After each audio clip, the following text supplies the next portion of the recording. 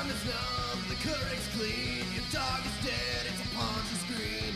Ponzi screen, Ponzi screen, because it's just something to do. David looks like shit. That's the new opening. David, god damn it. What did you get hit in the head by a hurricane? Ugh. Ugly. Gross. Welcome to Ponzi Scream. All right. You get hit by an ugly truck? My god. I'm here with Shock Jock radio host Danny Feltz and Somebody get the straight bird in here so we can fucking clean up this mess. No, sit down now, you know? joining us is the very funny comedian and editor-in-chief of Flex Magazine.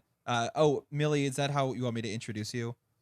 Sure. Okay. I mean, creator. Just say creator. Creator of Flex Magazine. Milly Tamarez, welcome to the pod. Yes, thank you. I also would just like to say that I think you look great, David. Yes. Milly. I think David both of you looks guys. like shit. No, I think both of you guys look great. I don't know. I don't know. Thanks, Milly. I don't know what this energy is, but I just want to say that it's not coming from me. No. Let's be 100% clear here. It's a purely a very attacking energy. Me too, David. Based off of an inside joke that happened 3-4 weeks ago at this point. Oh, I don't know this inside joke. I don't know what he's he's just bullying me. That's just what bullies do. No, he does. He does. I don't know, because David looked a little hurt when you first said he looked bad, so that's why I had to start this. Set the tone and say that if there's bullying happening, it's not from me. Thank you. And also, I look like I got hit by a truck. So that's also, I don't want to perpetuate anything where I can one day be the victim of. Milly, I think you look very nice. I like your nails, by the way. Those are. Oh, thank you. Ooh, blue. That's like a blue. royal blue. Yeah. Yeah. They're like a royal blue, like a little Chase Bank blue. Yeah. Yes, that's indigo or something like that, kind of. Yeah. Yeah, indigo's the deepest. Yeah. Did you guys see? What's your accent? What's your accent nail, by the way? What's that? Okay, so I have it's like a triangle. I had triangles on each of my nails, but it was too much, and they got caught it wasn't installed properly. It got caught on stuff. I did have sex with someone the night that I got the nails, and it was just like the guy's back was just all fucked up. Ooh, So we had to fix that. That is no longer the case. The nails are so now just the accent. It's just the accent nail with a big. It looks like an engagement ring on your nail. Yeah, that is also what the person I had sex with said.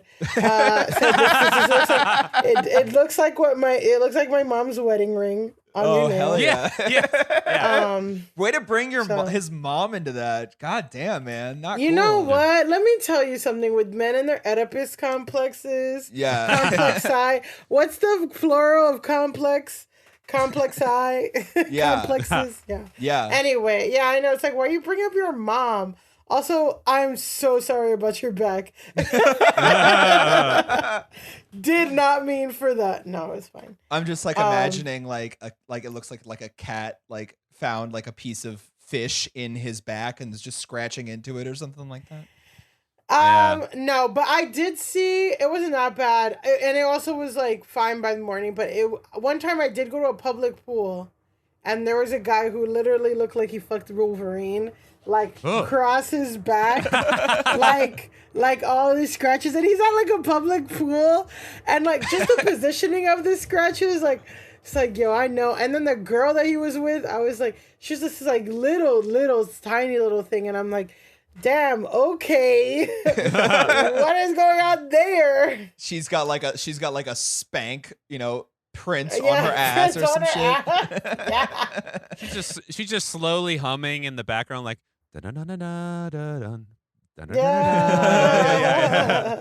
Yeah, she's yeah. That's good, man. So welcome to Ponzi Scheme Podcast, where we talked about people getting fucked. Yeah. Ponzi Scheme. Yeah. So here we are with Milly. Milly recently shared some experiences about getting fucked over. And Milly, I'll let you take it from there. Yeah.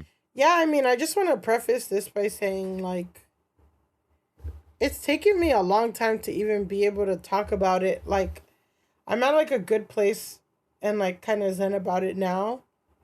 But when I was in college, I went to a college, too, like a private liberal arts college. Same. What's First up? of all, first one in my family to really go to, like, I'm one of 6 kids. I'm number 5. Nice. Okay. Congrats. Thank you. Well, my one sister went to med school in Dominican Republic, so it's just different there. It's cheaper. We have property there. My family owned a house. The money that they used for rent would go to my sister's tuition. Right. My brother went to the my brother was like kind of in and out of jail.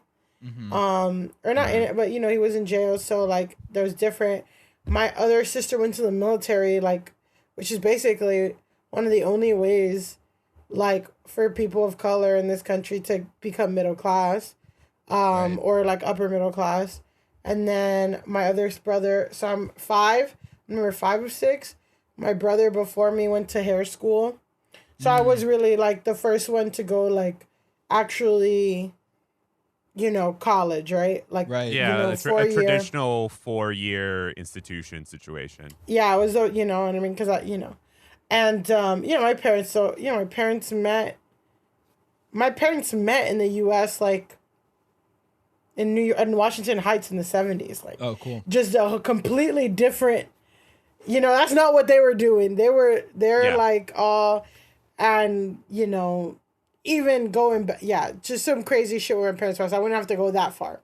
But, I mean, whatever. So it's just like, it's not like they had experience. They didn't have any wealth. They're figuring out credit. They're doing shit. They're small business owners. They have a bunch of shit going on.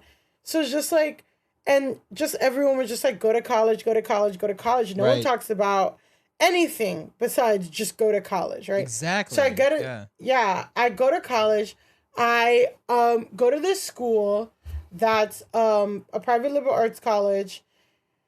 My second year, my sophomore year, they make tuition free for people whose families make under, if your families make under $60,000 a year, you get free tuition. Wow. Oh, nice. Okay. All right. Yeah.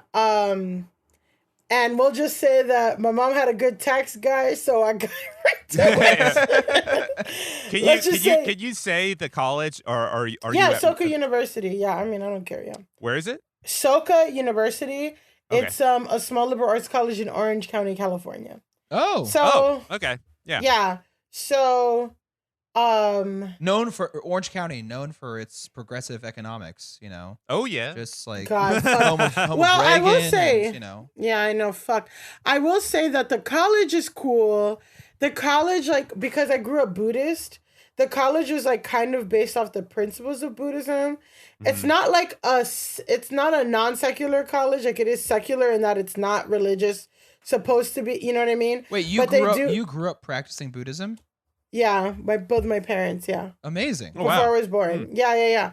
So, they have like mandatory study abroad and all these like really cool things, and we got a lot because of our ties with the Buddhist organization that I grew up practicing. We got a lot of endowment, so that's how they were able to do free tuition for low income people. Oh, okay. But tuition does not include room and board. Room and board was $10,000 a year.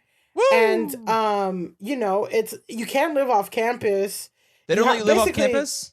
They don't let you. It's like very difficult to live off campus, and then you would need a car.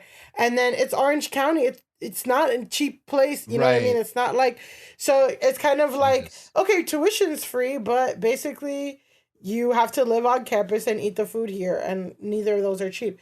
So what ended up happening was, I could get away with, like they have like the federal student loans, but then one year, like I filled out paperwork like poorly, or I didn't do it right. I missed the cutoff, and then I was on the hook for like the full semester, like for $20,000. Like I completely fucked it up, and I know.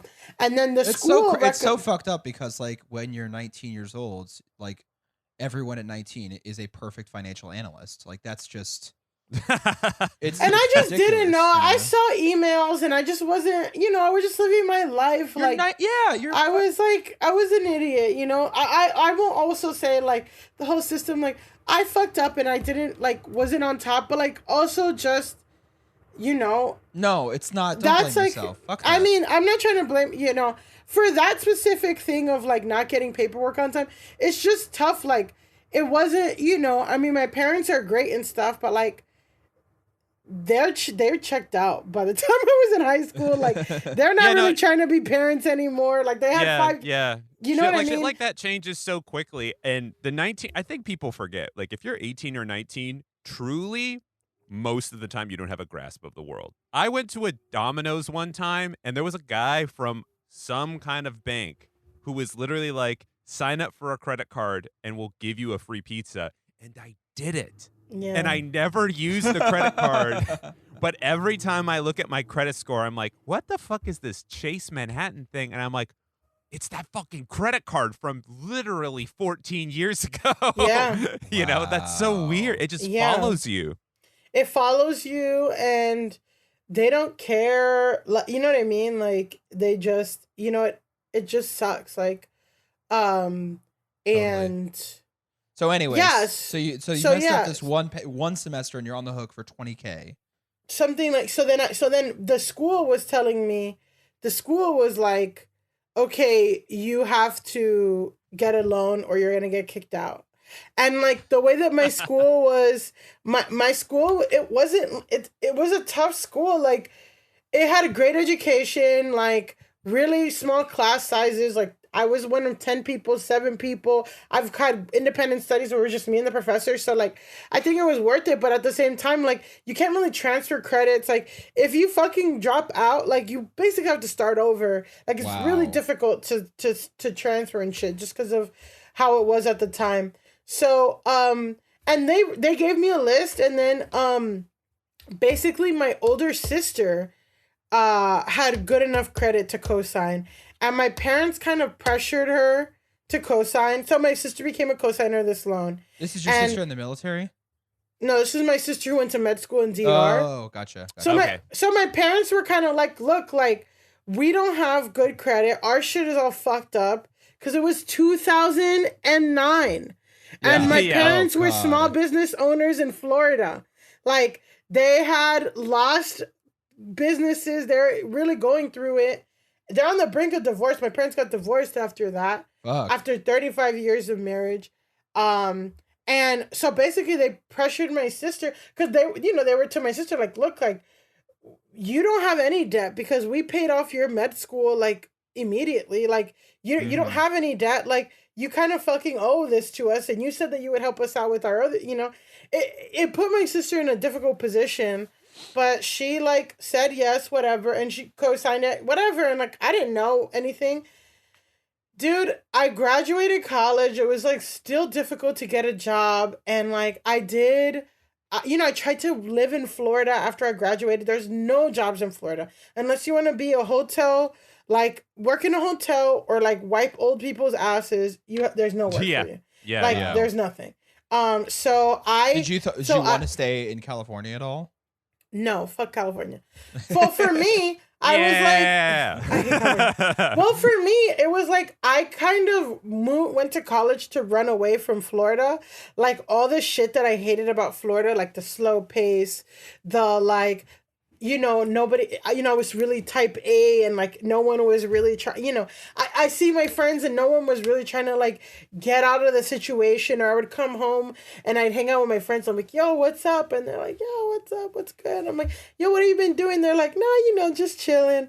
And I'm like, dog, it's been 6 months. What are you talking about? And, like, also too, like, not even that, like, not even, like, that's kind of like a mean assessment, and the more real assessment that I have of after, like, 10 years, like, or whatever, looking back, I was one of the, even though I have this crippling student loan, I was one of the lucky ones because I'm seeing my friends.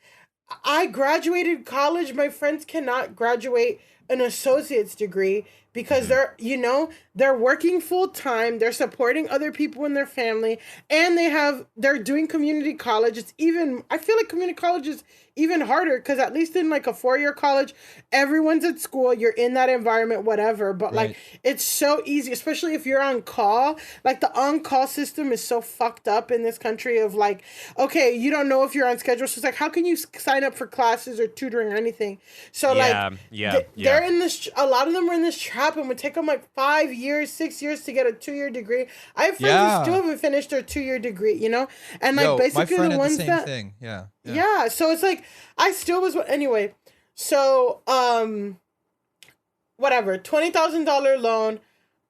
Basically, what ends up happening is that my monthly payments end up being like $350, and I was and like there was rocky starts. Like when I just didn't understand the repercussions of like not paying a student loan, and my credit was shit for like years. And my sister and I wouldn't tell my sister because my sister is a bitch. And she's like, my sister's a bitch. Man, Everyone's gonna be a bitch about it. No, she's gonna be like, she's not somebody who, no one sat me down like, look, you have to pay this because this is what happens and this is how it's gonna affect me and this is how it's gonna affect the rest of your life. I never had that talk. I had to kind of like learn that, and just a bunch of other stuff. Like, I don't even know if you want to get into the other things in my life. When I first got a real job and I had a job where I had to go on business trips and they wanted me to like expense everything. And I was like, I don't even have a credit card. Like, what's going on? And all that stuff. Like, that's how I had to learn like all this shit. And then I have a sister who's like, you're ruining my credit. You're ruining my life. I should have never, you suck. Like, you fucking are so irresponsible. I can't. And like, all of like the student loans, living in New York City, trying to like eat while also like trying to be a comedian and like have this creative thing and like having student loans like weigh on my decisions and stuff. And then it would get, I think the pandemic, like it was always something that was weighing on me. And basically like a few years ago, my sister would just get, honestly, like, and would just get these like breaks where she just feels like, and at a certain point it's like projecting, I'm being like transparent, but like she kind of views like, your student loans have prevented me from doing anything in my life. I can't buy a house because of your student loans. I can't do this. And for a long time I believed her, like, fuck, like, I'm such a fuck up. I haven't paid anything. I haven't done anything. I ruined her life. She has 2 kids. She got divorced. Like, she wants to purchase a house and she can't because of my student loans and I ruined it. And like, and she just like, her divorce though. Yeah. Took a long time, like, therapy or whatever to feel like, no, she's projecting like, it's not my fault. And like, also like, she didn't have to, she didn't have to sign it if she, she could have looked at the terms too. Like, we both didn't know. And it was just a predatory loan. What ended up happening, so in the pandemic, she, I think in a sense of desperation, she has 2 kids in like a 2-bedroom apartment, Andrew Yang. Andrew Yang. She's working, she's stressed, and then she would just channel all of her shit to me and send me these really, really terrible text messages of like, you are the fucking worst person in the world. You ruined my life with these loans. You ruined my life. Like, just really cutting in a time where like, I was, it's a fucking pandemic. I'm like, I'm unemployed. I don't know what the fuck. I've been paying them off. Like, it's like, and then basically since 2016, I was paying them all on time, but I was not seeing my the principal have a debt. Like, it would just always stay the same. It was like $27,000. And I was like, what? Then I started getting financial counseling with this nonprofit. And the nonprofit, and I just shared them like, look, I'm really trying to refinance my loans and get my sister off. I don't even care, like, if I'm going to pay these loans for the rest of my life, like, it is what it is at this point. I've been paying them for so long. I just don't want to have any ties to my sister at all. Like, we have we used to be like very close and talk on the phone for an hour every week, and I would go see your kids and stuff. And like, now, like, I don't talk to her. Like, we haven't talked in years. Like, It's terrible. It really fucked up. I mean, but it's also, it's the loan, but it's also other things too, of like how we're dealing with these things and stuff. Like, and at a certain life point, is already hard enough. Like, you don't need life this is on hard. top of that. Exactly. You don't need this on top. So then what ended up happening was through financial counseling, I'm just like, I'm paying. And then really like, she's like, hey, can you go through and get like the loan terms? And I had never sat down and looked at them. I never sat down and looked at the interest rate. I was just keeping my head above water. And with the pandemic, they froze payments. So there was like 6 or 7 months where I wasn't paying at all because they were letting everyone pause. And in that time, I was looking through my loans and it was like, yo, when the financial advisor saw the interest rate, she called her supervisor, which called the CFO of the the financial nonprofit, because they were like in shock. They said it was the worst, most predatory loan they've seen in their career. Can you say how much the interest rate was? The interest rate for one was like, and it's variable, right? So it's like whatever every day, like 10.1 on one and 10.5 on the other, like. Two interest rates. So basically, on student loans. On and student who was loans. the institution? Wells Fargo. There it is. Oh, yeah. Wells Fargo. There it is. So what ended up happening was when we looked and we investigated, and this was like months into like financial advising of like we're paying off, I had paid off $33,000 of this $20,000 loan already, and Whoa. I still owed $17,000.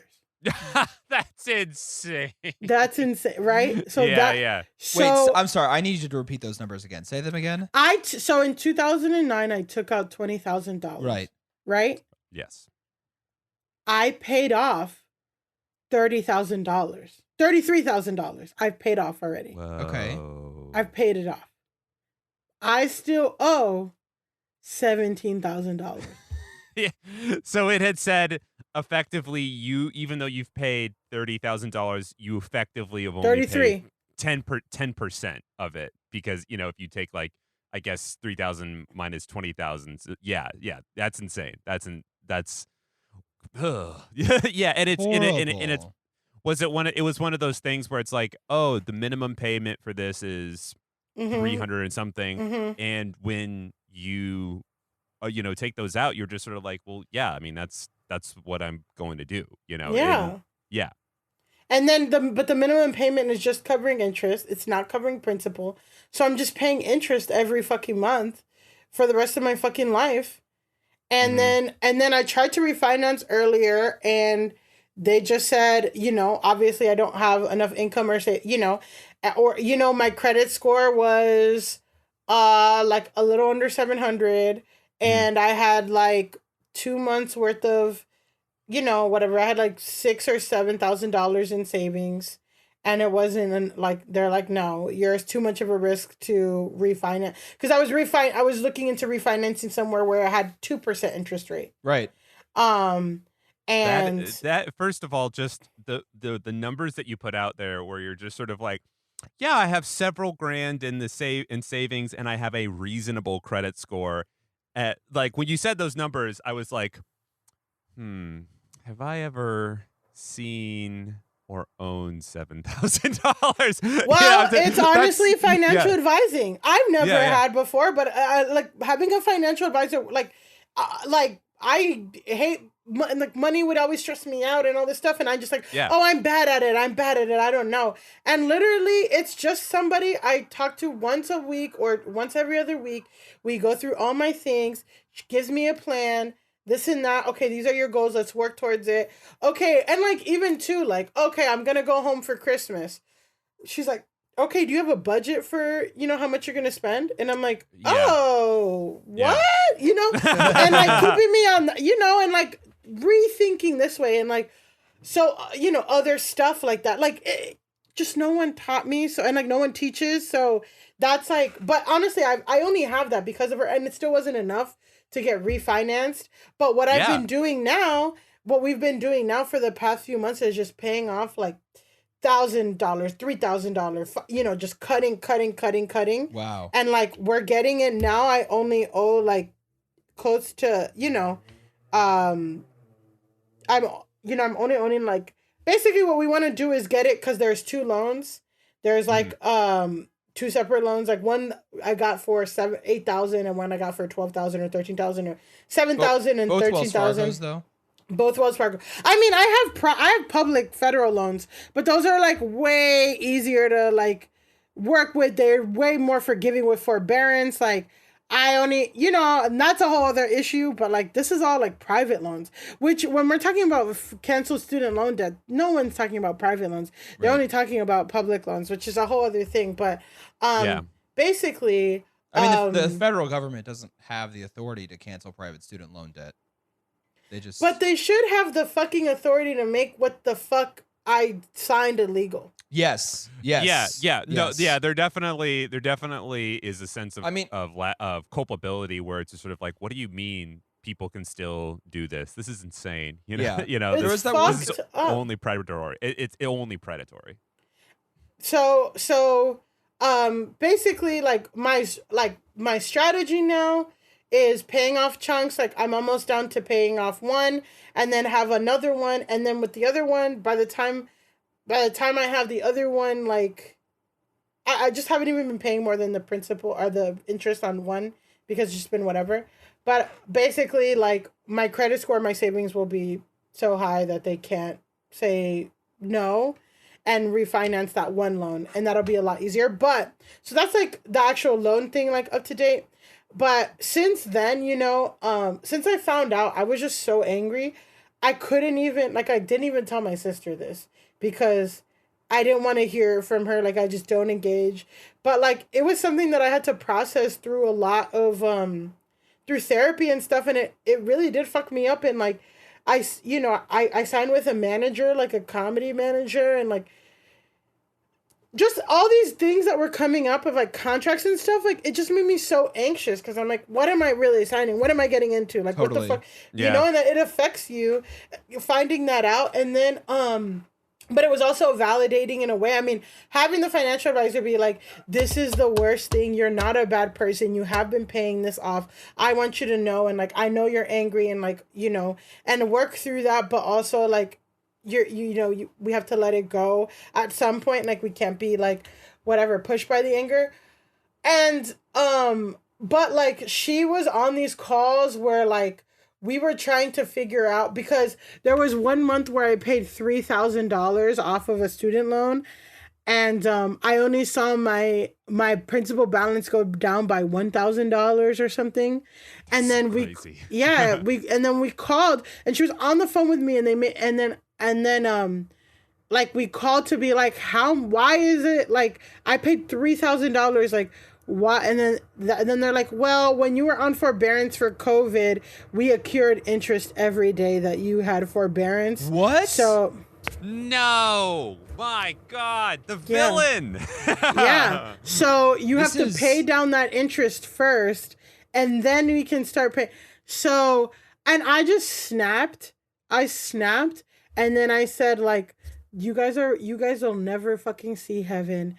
You guys are the most predatory. Yeah, you should. Yeah. This is the most predatory shit. Fuck. And they had to stop answering my question. They escalated it 15 times. Whatever. Blah, blah, blah.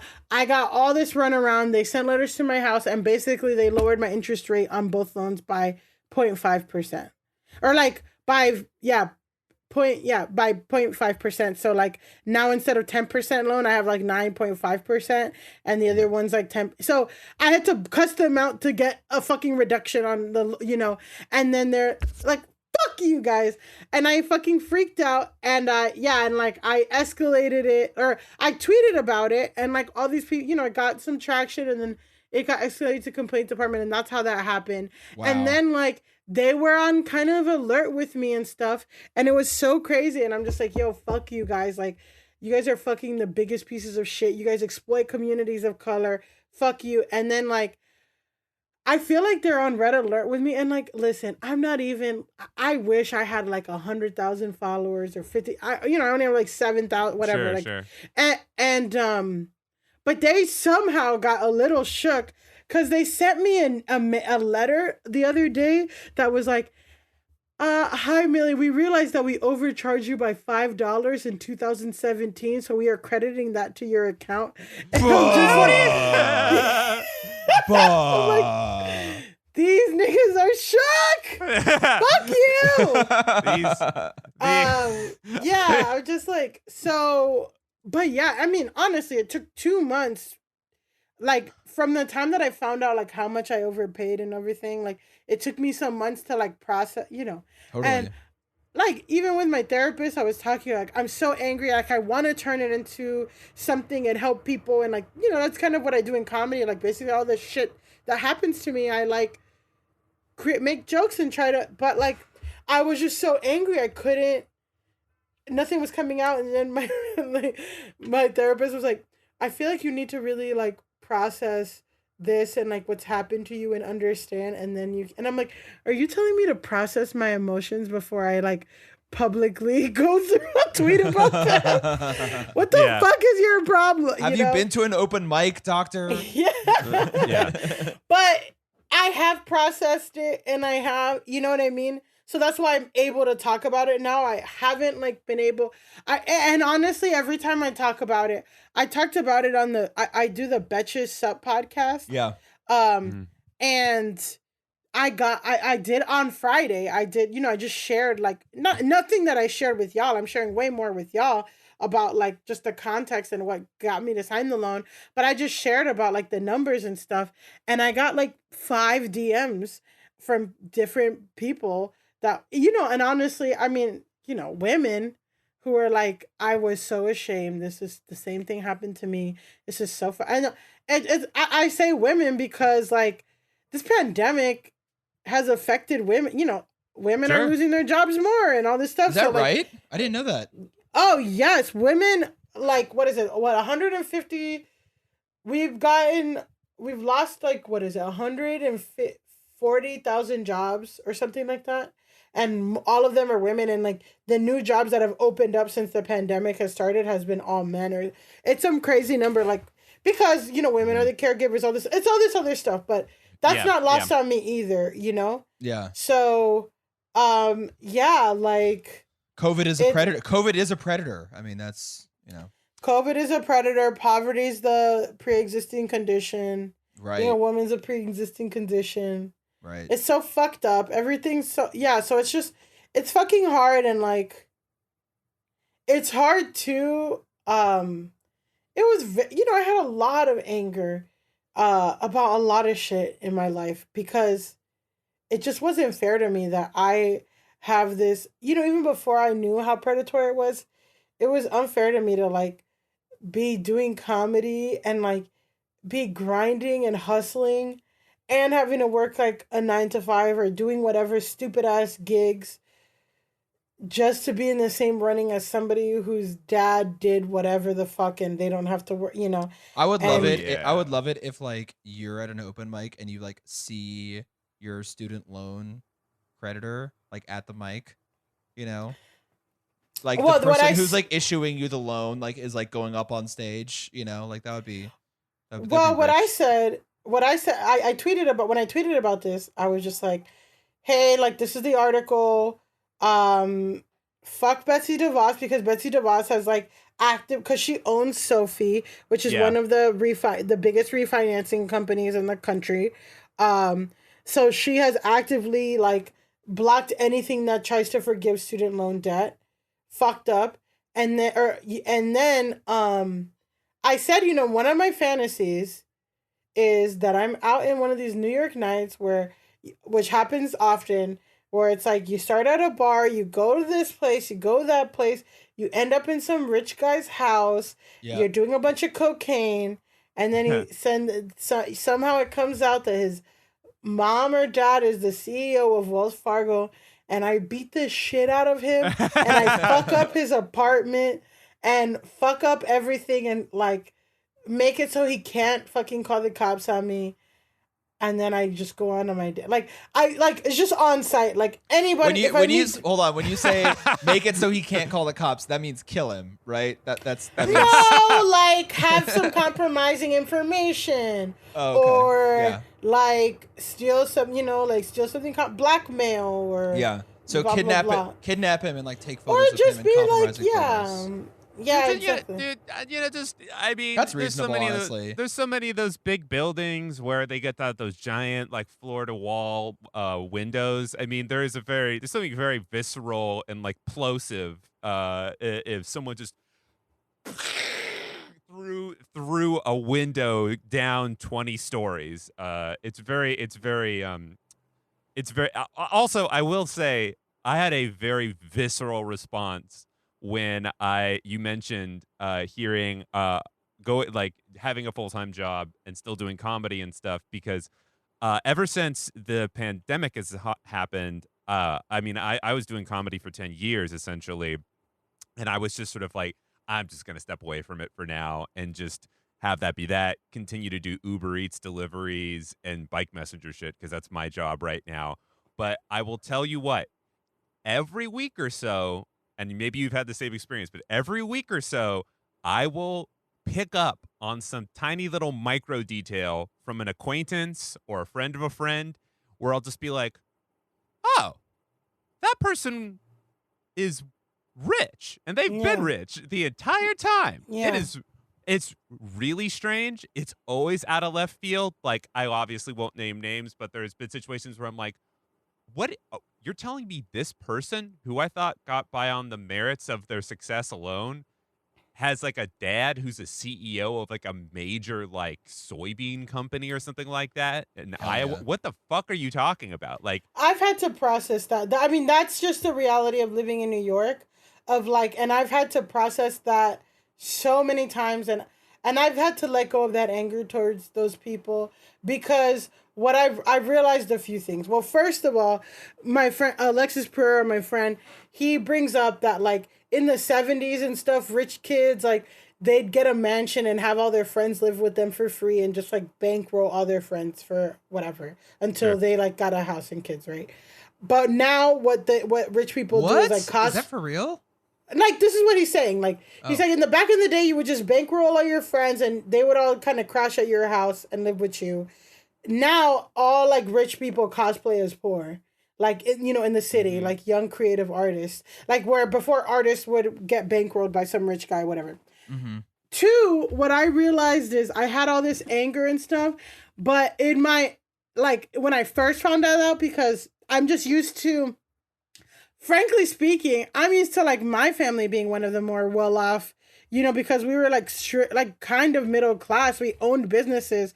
Like I have friends who really had a hard time growing up. So, like I think when I first started out in comedy, it was hard that was a hard realization, and I had a lot of anger towards rich people. But as I've done like my tenure in like the years, I found that like they may not have the struggles that I have to get to the same places, but like being rich or well connected just opens doors, but it doesn't keep you things. And there's a lot of people that I see that have money and have all this stuff and do not do shit with it, or like they have no grit.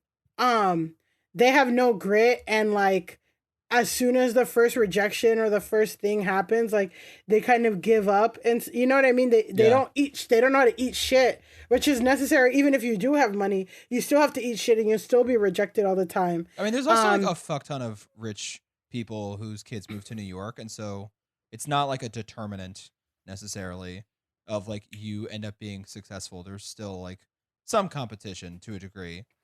Yeah, and like like they don't have they don't have the obstacles. It's harder, but then but there's not the obviously setbacks don't hit as much. Like their little setback, because I know people who they were rich. I was on a team with them, blah blah blah, like an improv team, and then they got on UCB and they get cut and they just quit comedy. Like they just don't do it again, and it's just weird.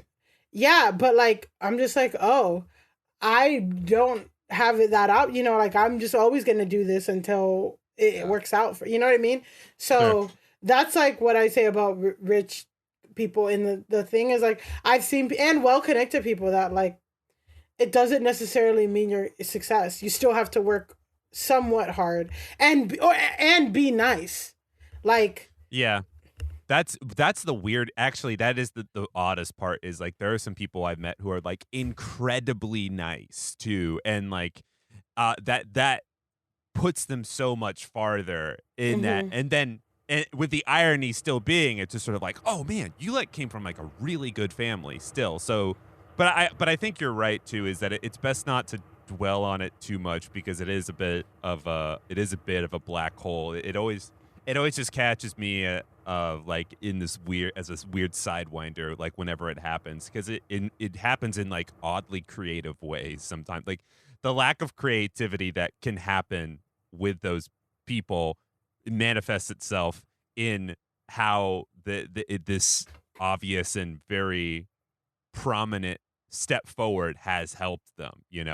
It's I'm like I Well, said, it's like you find out that someone's like incredibly, like very funny, like they're successful in that way, but you're just like, oh yeah, but you still had all the stuff happening that helped you in the way, in along the way rather. Mm-hmm. Well, for me, my dad got rich like 5 years ago.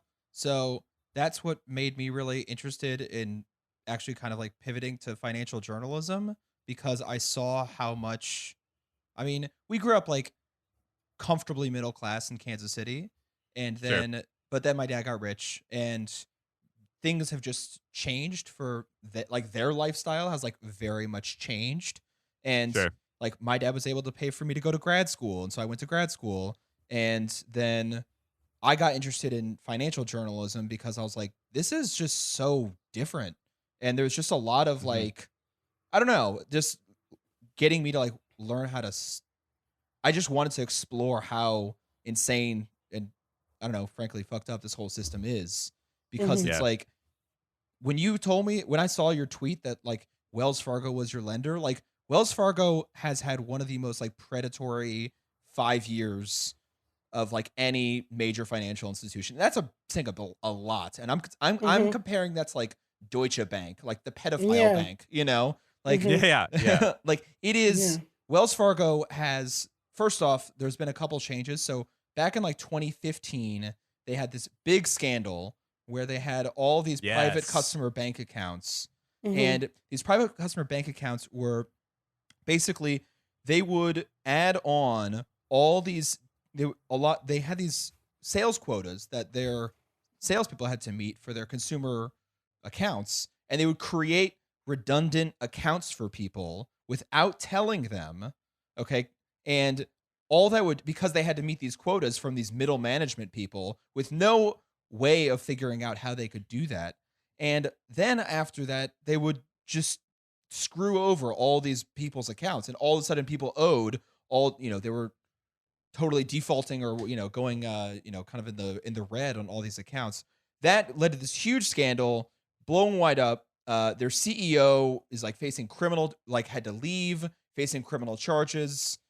So Milly, when you're talking about like seeing the Wells Fargo CEO at a party, like that kid's not telling their friends that their dad used to be the CEO of Wells Fargo. Yeah. His dad is like Anybody. might be spending time in like Jared Kushner's prison cell. Like it's Good. Yeah. Wells Fargo has had a weird history. I'm actually a Wells Fargo customer too, which is, I mean, it's funny because in New York City, you don't see as many people with Wells Fargo. They do. It is so funny. Like keep them and you'll probably find this funny too. Like there is, Wells Fargo, you go to San Francisco, you go to Seattle, you go to Portland, you see branches all over the place.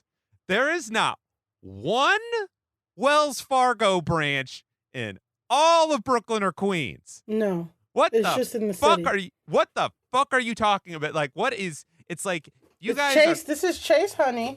This Yeah, is yeah. Chase's turf. yeah, it's like you guys are corrupt. You're giving people these terrible loans, and you're not even playing by the rules of capitalism. Like somebody in some dark room was told Wells Fargo CEO, "You fucking step foot in like 2 of these 5 boroughs that you're going out a window. I'm defenestrating your ass." Like, and they listen. There isn't one.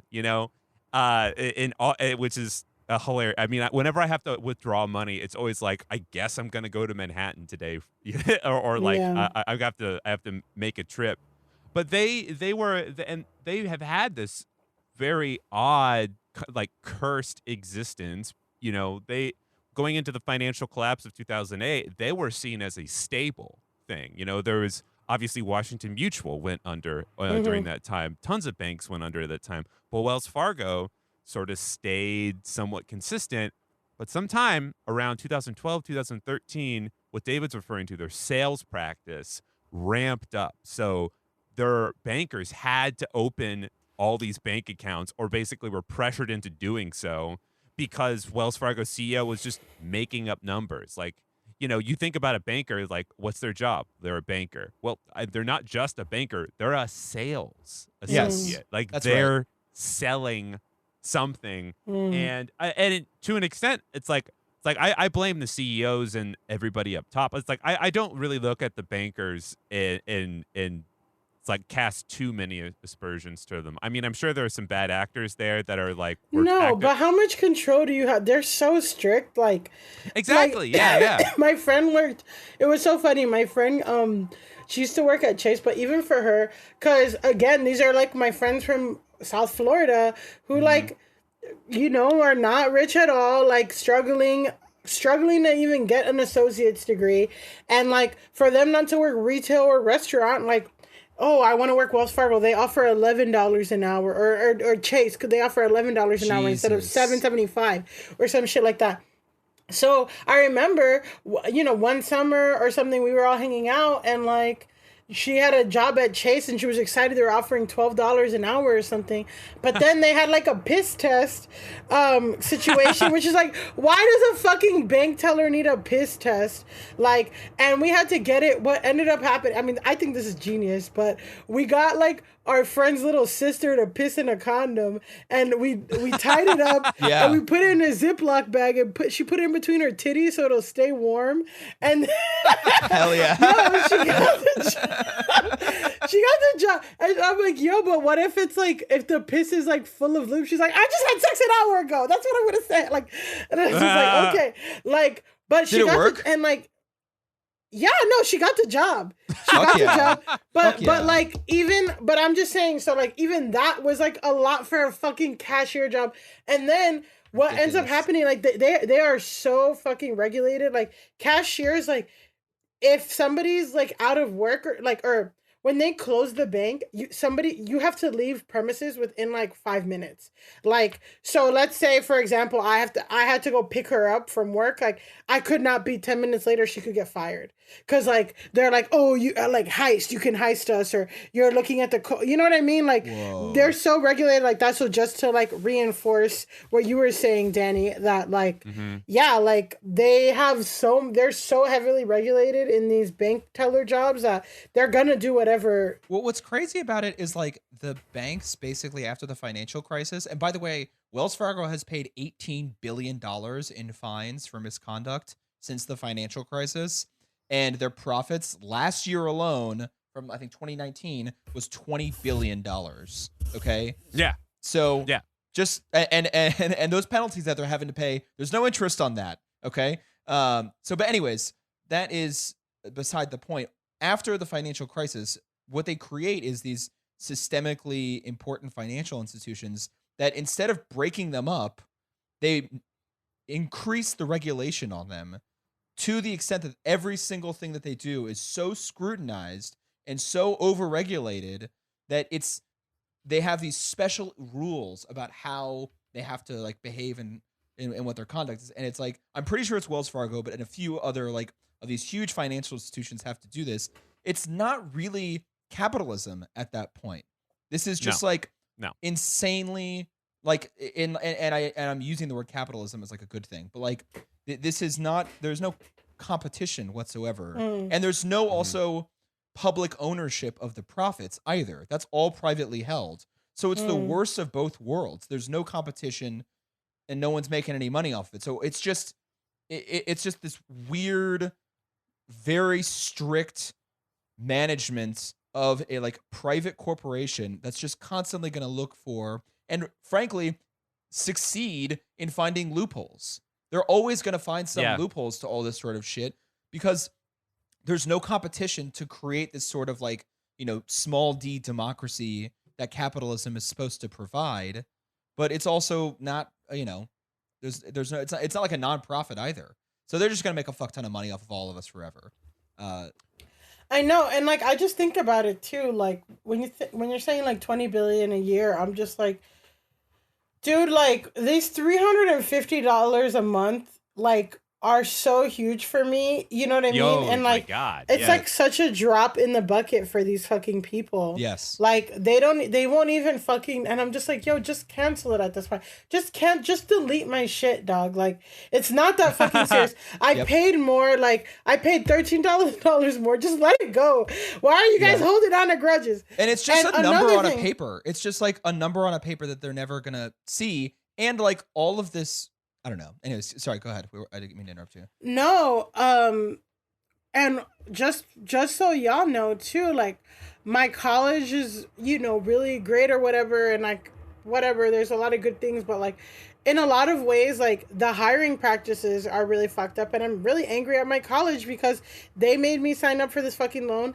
And what I found out later was that after you go to college in California for 1 year, you become a California resident. And then they have this thing for low-income people called the Cal Grant, where you can get up to $10,000 on financial aid help. But what I was told by the admission or the like financial aid office at my school from the head guy was that, the Cal Grant will only cover tuition. It doesn't cover room and board. And I'm like, well, tuition's paid for, so I'm not going to fill out this extra form for some shit that I'm. And lo and behold, like that guy got like doesn't work there anymore. And then now they find out like actually Cal Grants do cover room and board. So I could have actually got to college for completely free and not have any debt, or at least had a way less debt. Totally. We had competent people working in the office, and not the interest rates, which is the really horrible part about it. That's the worst thing, is that you've already exceeded your principal almost 150% or something like that. Over 150%, and you're still owed 17K. It's nuts. Yeah, they've sort of they haven't broken a law per se by like technical standards, but what they have succeeded in, at least so far, and many companies have succeeded in this sort of in this tactic, is the emphasizing of, we don't really need to charge this much. We're charging you this much. This is insane.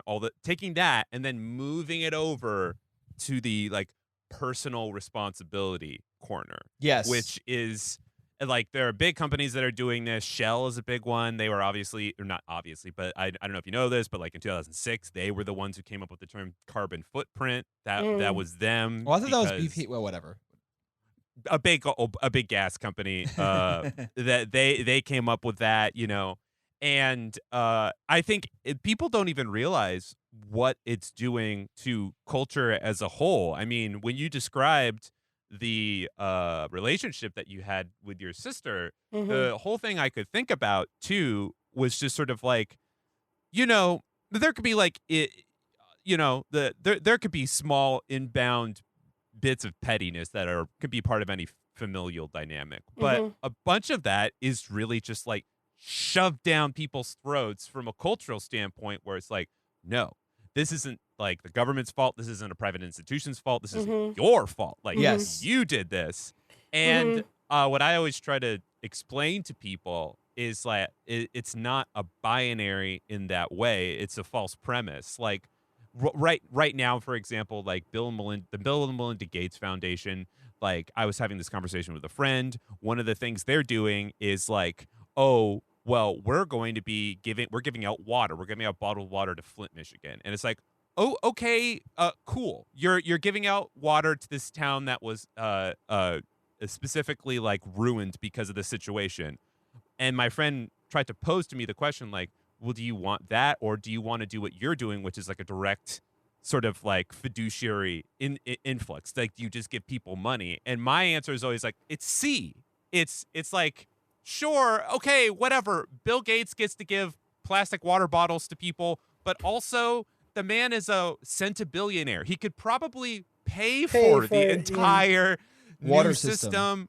Yeah, it's just like fine. If he wants to cosplay as like a humanitarian, let him do that, but also he has to pay taxes. Like there's Yes. plenty of money to go around. Right. It is I mean, I think the number is right now is that like so far over the the coronavirus like period, like the richest part of the world has gained $1 trillion in wealth, and it's just like people don't understand like how much the money that is. Like we really forget about that. Like no one has when any idea how much money that is. Like, yeah, No, $1 million in $100 bills can fit in a briefcase. Like $1 billion fits on like 7 pallets, stacked up like 5, high. $1 trillion is like a football field of pallets filled with $100 bills stacked 10 feet tall. And I looked that up once. Like we can't comprehend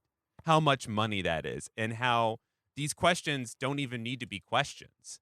They could just be solved on their own, but instead people are basically saying, well, it's not my fault. I'm but a billionaire. I followed the rules. I've done this. So you guys got to look at it through this different angle. And you don't get to be a billionaire by following rules, actually. I mean, that's the whole thing that I've learned through Trump and like following, it's just like, because, I listen to a lot of Trump Inc., that political podcast with WNYC, and it's just like, yeah, his whole thing is like paying people to dupe it is this like cultural thing of like, if you're poor, it's your responsibility, or it's your failure, it's a moral failure, and if you're rich, it's because you did everything right and you've done everything legally and all this stuff, and it's just not true. And I wish there was this like shift in like, it's your moral duty to pay taxes. Like that's what makes you a good person, not by like being rich, but by like paying your taxes and funding. I don't know, but sorry, you were gonna say something, David. I mean, I just think it's like, I'm really happy to hear that you found a nonprofit financial advisor that like helped you sort this stuff out. But like a lot of the rhetoric in the financial sector is, we need more investor education. We need people to like learn more. But that to me is the exact same thing as like the carbon footprint discourse, which is like the individual needs to solve it for themselves and learn these tools. And I'm not saying that, Milly, like you learning these tools wasn't helpful. It sounds like it was incredibly helpful, but that's a registered investment advisor whose job it is to help people. You don't go to a lawyer and say, okay, well, I also need to like have my own legal education while I'm talking to this lawyer. Your lawyer owes you a duty. That's their job, is to be smart in the law. And a financial advisor, their duty is to do their job and make sure and sort your shit out. Their supposed duty, right? And people don't even know that. Like some people don't realize that there's like a difference between a salesperson, a broker dealer, and an investment advisor who's supposed to help with these things that like Milly's going through, or like any of us can be going through. And it's crazy that it still gets passed along as like, actually you need to be doing investment education. I feel like I hear both. I kind of feel like it's C. I feel like, just to like reference Danny's point, it's just like, on one end, yeah, the system is fucked, and like I hate that people are like, oh, the poverty, like the solution of poverty, like if you're poor, it's just you need to know like more financial, like you're saying, investment. But at the same time, I'm like, no, but we also like, if we're not going to be regulating these fucking companies, then yeah, we need like, it is important for people to know, like, don't take out payday advance loans and don't, and like prioritize this over that. And like, here's a long-term way, or like, here's like this thing that costs $3 a month that will help you save, that you're not even noticing that it's saving for money for stuff like that. Like, but it's harder to, it's more expensive to be poor, and it's harder to save when you don't have much. But at the same time, I'm like, we do need we do need some kind of financial education of like, don't get the credit card in the Domino's, or this is what credit is. This is what you can do with credit. Also, credit doesn't exist outside, like credit scores don't exist outside the United States. They don't. Yeah. It's so fucking stupid. Yeah, I It's mean, so and No, I that's- mean you're it- absolutely that's- right. That like people need like there are like the harm reduction is a thing that needs to Mhm. happen, and learning Mhm. these basic things of like don't go to a payday lender is this is a fact that people should know. I'm not saying that people shouldn't know it. I'm just saying that like it's so fucked up that the onus has to be on working class people to fend for themselves. Yeah, it is really. I mean, if you take it to its extreme, it's one of those things where, like, under capitalism or a truly capitalist system, you're there might be a store that's just called like poison store. Get your poison here. Don't do anything bad with the poison. Don't kill your enemies with the poison. But poison store, and like some people honestly just might be in a position where they're like, I don't know, maybe the poison's not that poisonous. But it's just sort of like, no, we don't need a poison store. Yeah. Yeah. No, it's like, yes. I mean, look, it's weird. It's because like, it's like shit is different in different places. And like, if you're not used to it, it could be weird and it could be really easy to get on people. Like, I didn't live in New York until 2015. And like, I came from the Pacific Northwest, and it was so strange because when I would see like water, when I would see fire hydrants open during the summer, I would always be like, why are people wasting water? Why are people wasting water? But then in the back of my head, I would be like, oh, but like computer chip companies use like hundreds of millions of gallons of potable water every day. And it's like, and they're the main uses of water. And if you really want to, like I said, sort of do a third option there, it's like it's not bad for both huge, intense companies to stop and like not do as much harm as they're doing. And it's probably okay for people who have less means to manage that well, at least. But it should be proportional at the very least. Yeah. It's the only way that I get by with my taxes and financial stuff is basically by cosplaying as a rich person. Like Hell yeah. I only have 1099 miscellaneouses coming in for my income. So when it's like when I do my taxes and stuff, I have a ton of expenses. That's the only way I get by, and it's just because I've figured it out.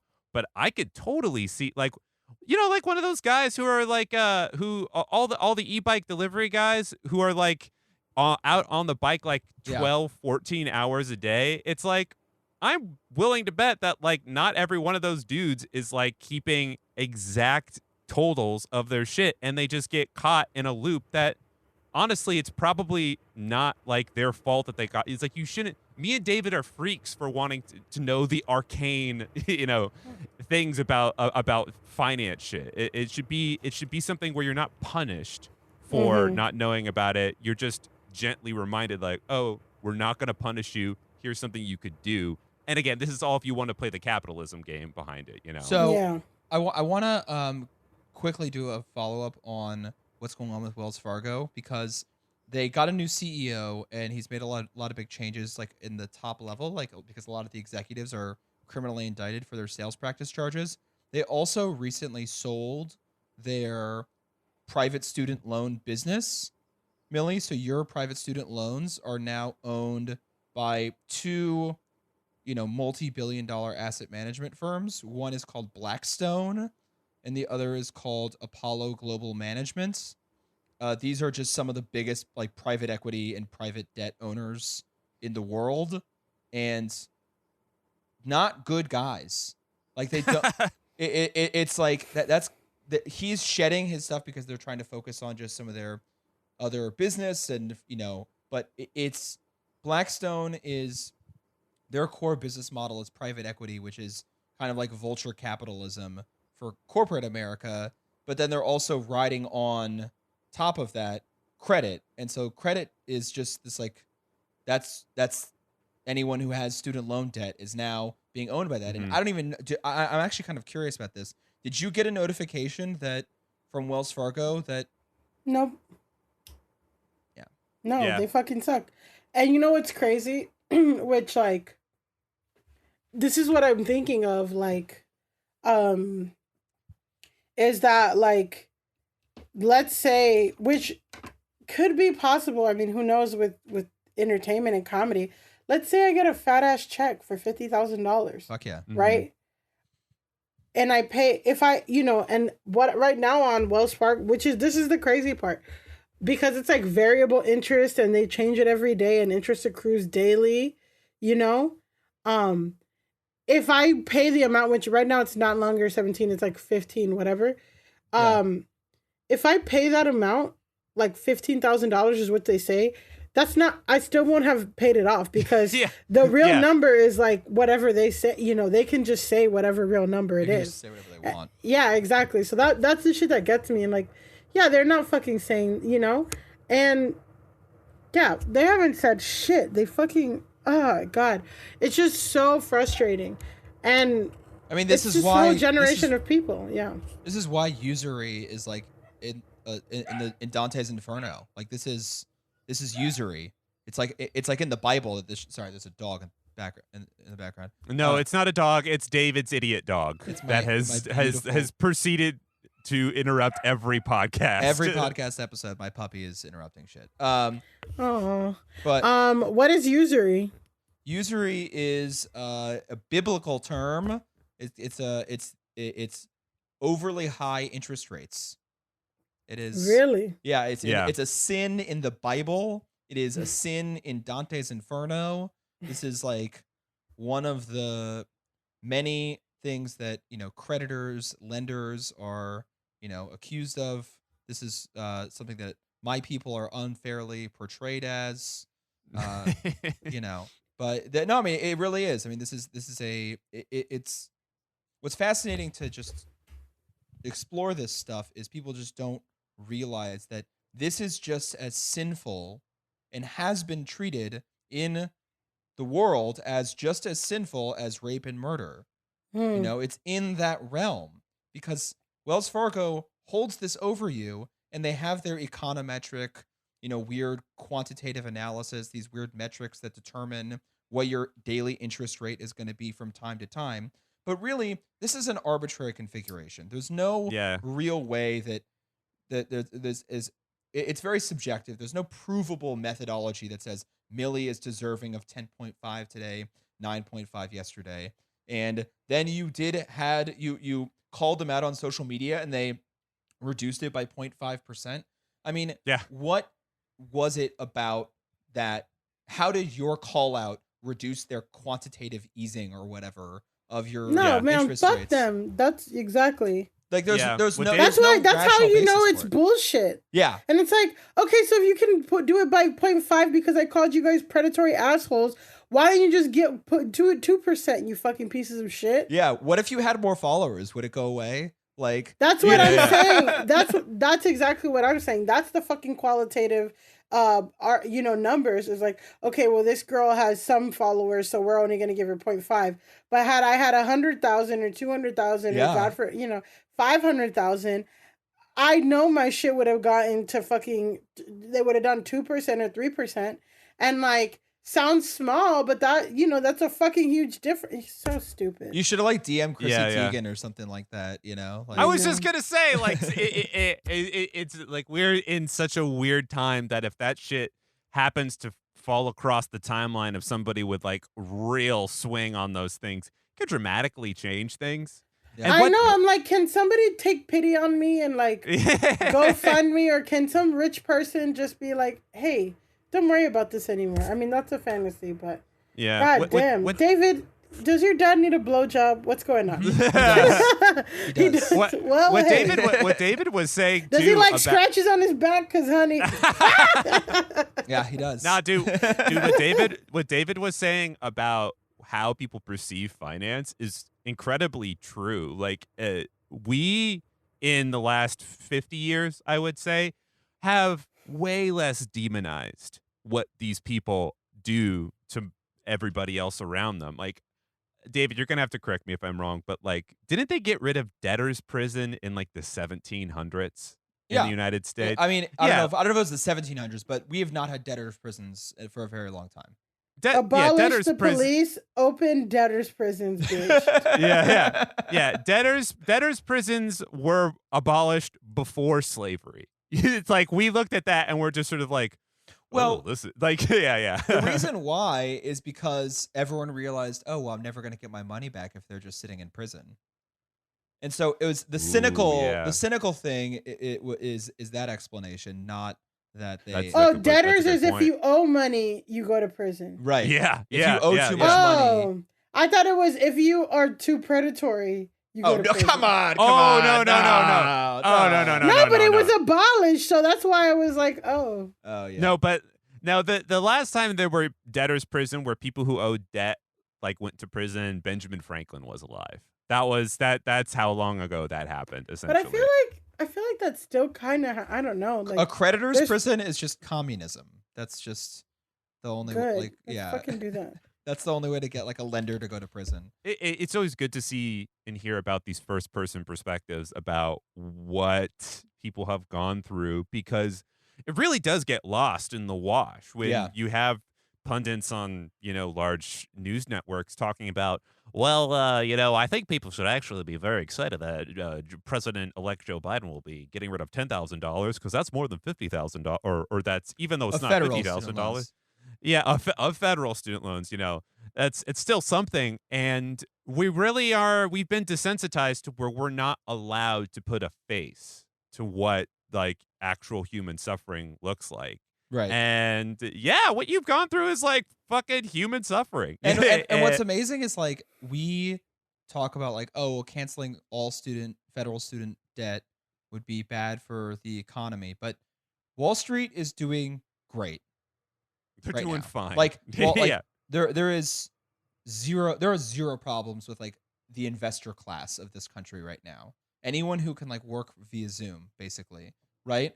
And financially speaking, there's other problems, of course, but like canceling student debt, there's no real. It was like, oh, the deficit would just go crazy. Like, to whom would that be owed?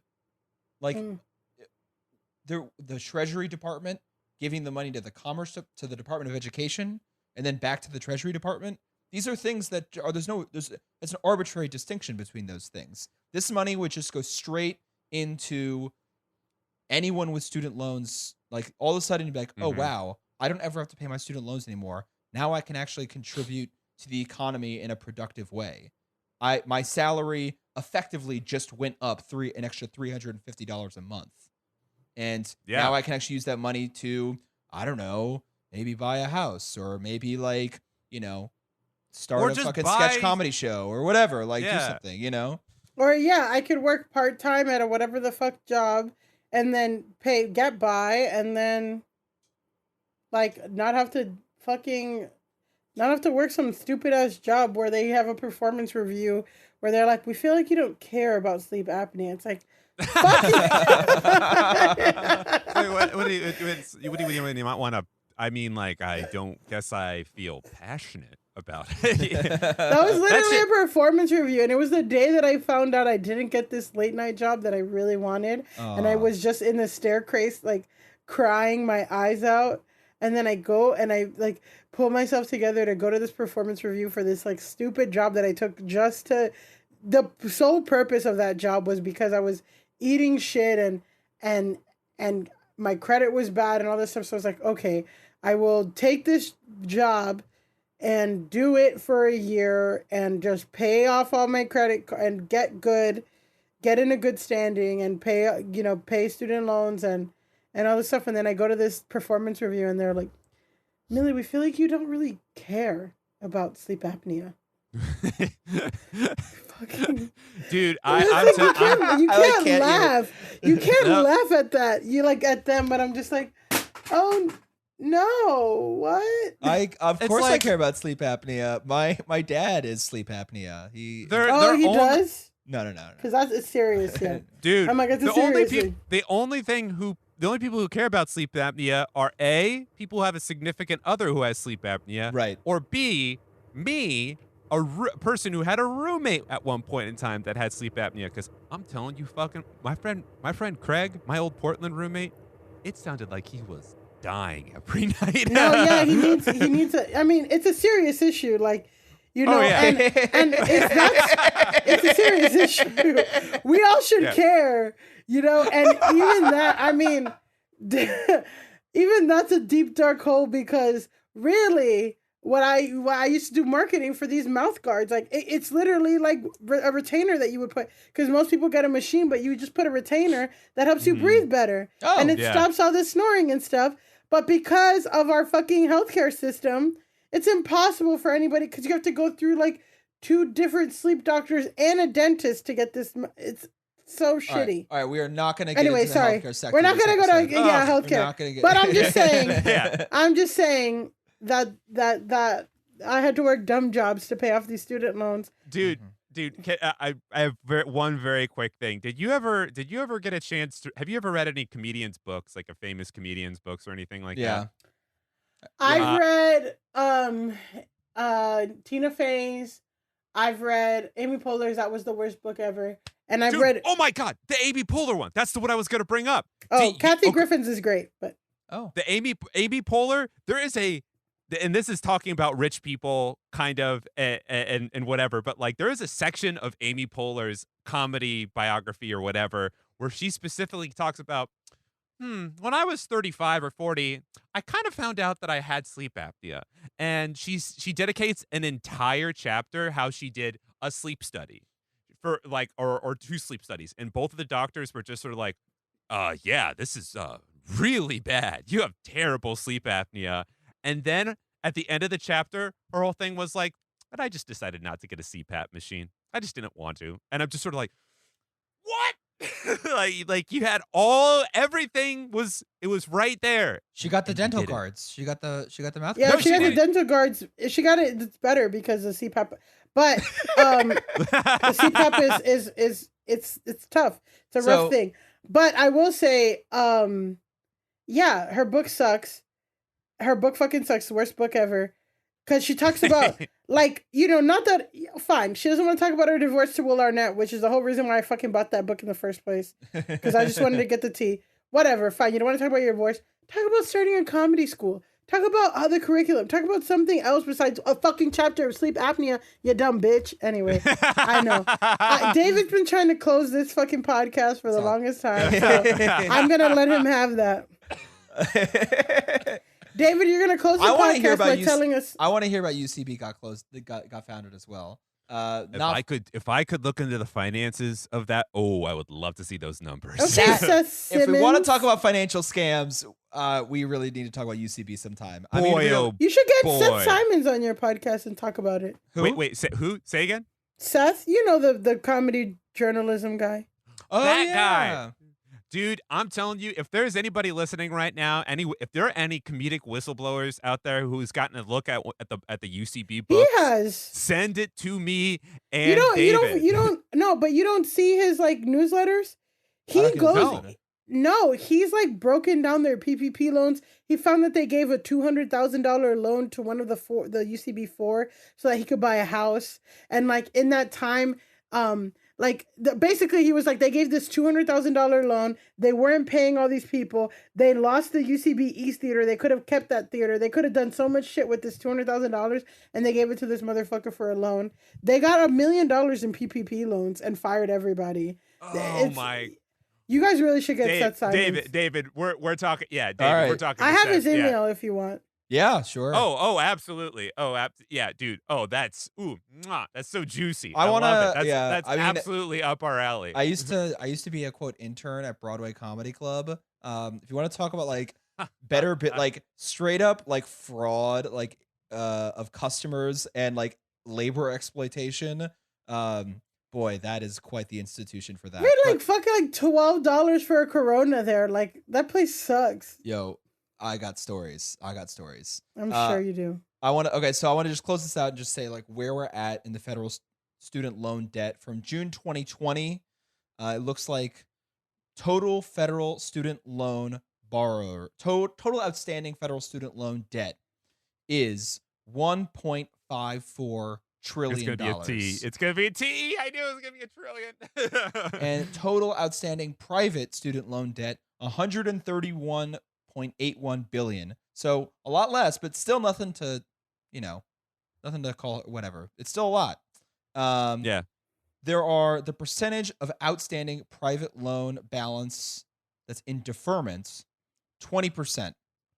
Percentage of outstanding private loan in forbearance, 5.6. Percentage of private loans in repayment, 90 plus days past due, is about 1%. So that is all coming down to, then there's also things like, how much of this is coming from public schools, private for-profit. Millie, one thing I wanted to ask you about, was your school a non-for-profit school or a for-profit school? I don't know. Okay. If it's a I for-profit, think yeah. Because Betsy DeVos was very well connected to the for-profit school industry. And it wasn't like a DeVry or anything, but No. That I'm not even sure whether DeVry is necessarily non-for-profit or for-profit, but like University of Phoenix, I know, is like the most famous for-profit. Yeah, for profit. Yeah, no, it's not like that. Yeah. or Trump University for that matter. Rip. Yeah. So anyways, all that's to say, this is just a huge like chunk of money that is that's affecting all of us. I don't know. Ponzi scheme. That was it. That's the whole thing. Ponzi scheme. So David, we're gonna end the podcast with telling us how to find your dad. Yeah, you can follow your dad. He's a what contributor. apps is he on? He's a contributor to FlexMag. Nice. Yeah. What's your Twitter, Millie? Oh, my Twitter is Milly MILLY TAMAREZ. Yeah, Twitter. My Instagram is Milly in Air or Milly on Fire, depending on. But it's MILLYON4IRE. Yeah. Hell yeah. All right. Follow her so she can get her follower count up. And that way she has more leverage over her creditors in upcoming For real, student loan negotiations. isn't that so sad? Isn't that so sad? Oh, yeah. God damn. Follow Millie so she has more leverage over David's father. Yes!